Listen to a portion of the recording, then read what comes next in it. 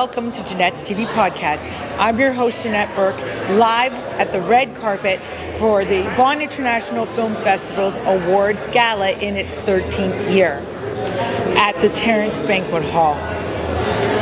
We have some great interviews coming up, so please stay with us.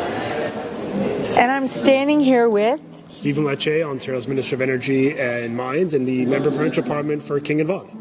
And Laura Smith. Laura Smith, Member of Provincial Parliament for Thornhill. And you guys have been very instrumental in helping this festival sustain itself. Can you talk a little bit about that? Well, going back to 2018, we've been strong supporters of the arts. I mean, our government had invested in the AGO and the ROM, in the centers that really define art and creativity. And I'm proud that here at home, we have worked together, and Laura takes a ton of the credit for this, initiating funding for the Vaughan Film Festival. I want her to speak about that, but it's a great legacy for the next generation of creators, of filmmakers, of entrepreneurs here in Canada. Yes, and it also makes Vaughan a more formidable city to have a cultural center as well, and theater and performance and music and what have you, and festivals. So go ahead. No, 100%. And, you know, as we discussed on stage, the province of Ontario, through the Experience Ontario grant, has provided over $360,000 in funding since 2020, including $55,000 for just this event, because we appreciate Antonio's drive and determination and really bringing Vaughan to the world, and we're so proud and honored that we can showcase this in Vaughan. How do you feel Vaughan itself is changing as a city, not just for the culture and the arts, but just in general? Yeah, I mean, listen, Vaughan is on the move. We have a subway. Our government opened up the hospital early. We're opening up long-term care. We have a new medical school, the first medical school in Canada's history dedicated to family physicians, being opened at the Cordelucci Vaughan Hospital. My point is, we are on the move to build a very strong, dynamic city. I'm proud to live here, proud to have been pretty much born and raised here for 37 of 38 years.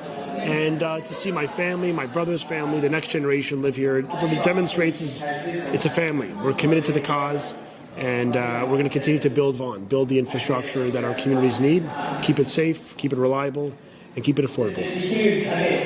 And, well, actually, Vaughan got ranked, I think, 5th of the most wealthiest parts of the GTA to live in. Yes, I mean, certainly it's one of these markets where it's coveted. People want to move here. Our job, and of course Laura's leading the way because she's in the Ministry of Housing, is to make housing more affordable. And what I love is that our government is investing in social housing, the enabling infrastructure, the water, the schools, all the things you need before you can move people in.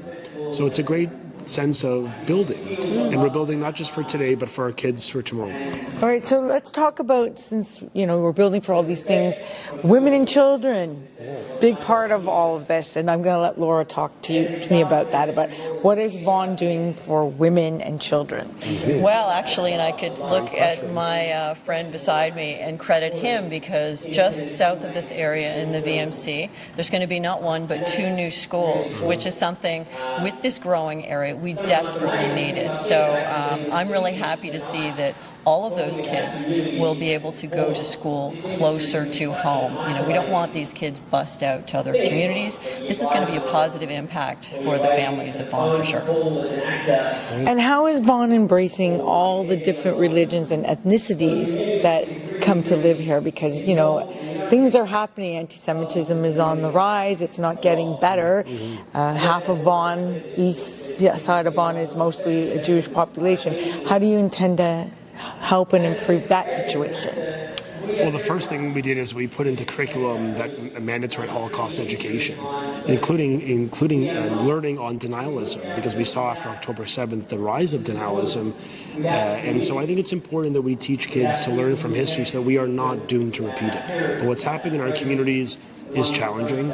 Vaughan, I would say, generally speaking, has been a better place where people coexist. We have strong leadership in our mayor, who's been principled, standing up against these attacks, our premier, Laura, and I. And we don't apologize for standing up for what I would argue are Canadian values: civility, democracy, the rule of law. This is what we want for our kids. So, look, we've got more work to do, but know that in us, you have fighters that we stand with, what I would argue is Canadian freedom-loving values. And do you see, though, a decline of Jewish people wanting to leave Vaughan or even Canada?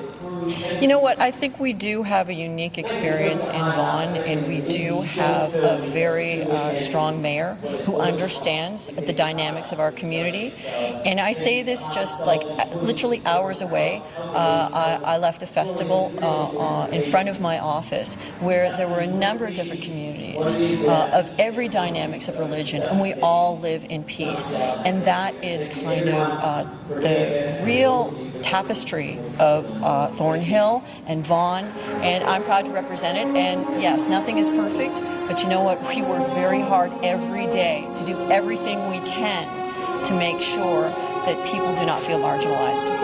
Well, that's very good. Do you have anything else you want to add before we close I just off? want to say it's an honor to serve. We're grateful for the opportunity. Thank you for having me on the show. First time on. Larissa Repeat has been on this before, but thank you for this opportunity. You're very welcome. And Laura, is there anything you want to add that you have going on? I know you have a picnic coming up. I have a picnic, so yes, on the 29th, everyone, Dufferin and Clark, please come one, come all, free food, free entertainment. I hope you'll be there. I will do my best. And what about you? When's your picnic?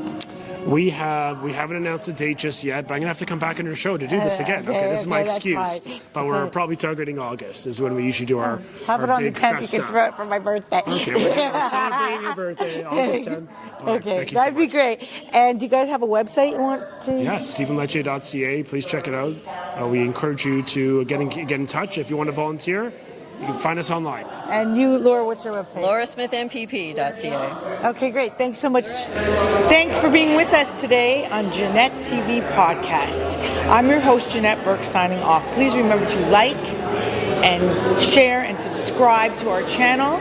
That link is below. If you haven't already subscribed, please do so.